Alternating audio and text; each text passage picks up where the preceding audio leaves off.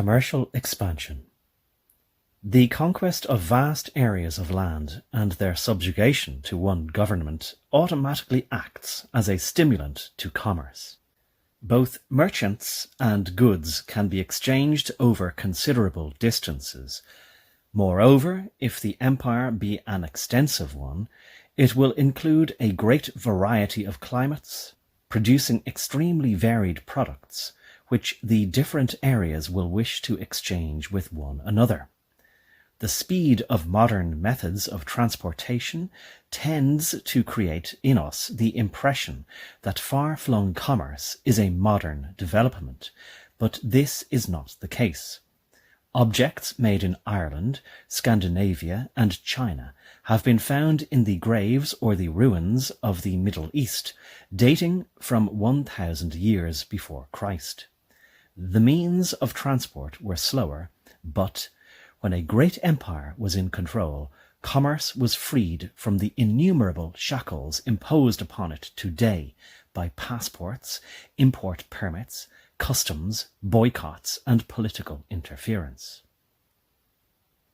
The Roman Empire extended from Britain to Syria and Egypt, a distance in a direct line of perhaps 2,700 miles.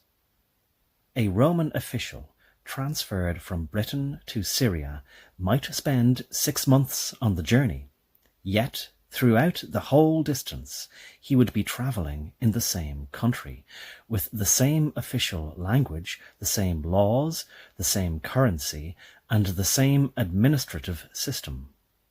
Today, some 20 independent countries separate Britain from Syria, each with its own government, its own laws, politics, customs fees, passports, and currencies, making commercial cooperation almost impossible. And this process of disintegration is still continuing. Even within the small areas of the modern European nations, provincial movements demanding succession or devolution tend further to splinter the continent. The present fashion for independence has produced great numbers of tiny states in the world, some of them consisting of only one city or of a small island. This system is an insuperable obstacle to trade and cooperation. The present European Economic Community is an attempt to secure commercial cooperation among small independent states over a large area. But the plan meets with many difficulties due to the mutual jealousies of so many nations. Even savage and militaristic empires promoted commerce, whether or not they intended to do so. The Mongols were some of the most brutal military conquerors in history, massacring the entire populations of cities. Yet in the 13th century, when their empire extended from Peking to Hungary, the caravan trade between China and Europe achieved a remarkable degree of prosperity. The whole journey was in the territory of one government.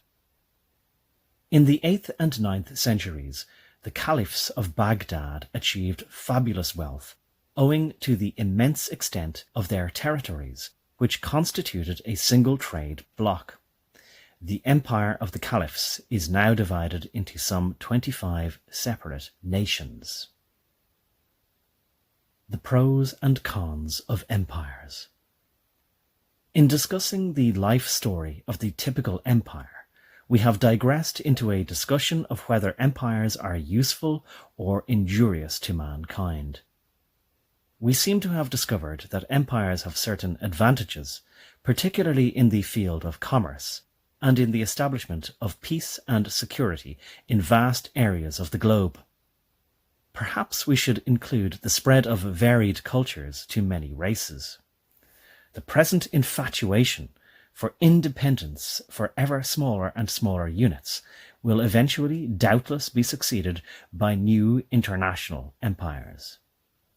The present attempts to create a European community may be regarded as a practical endeavour to constitute a new superpower, in spite of the fragmentation resulting from the craze for independence.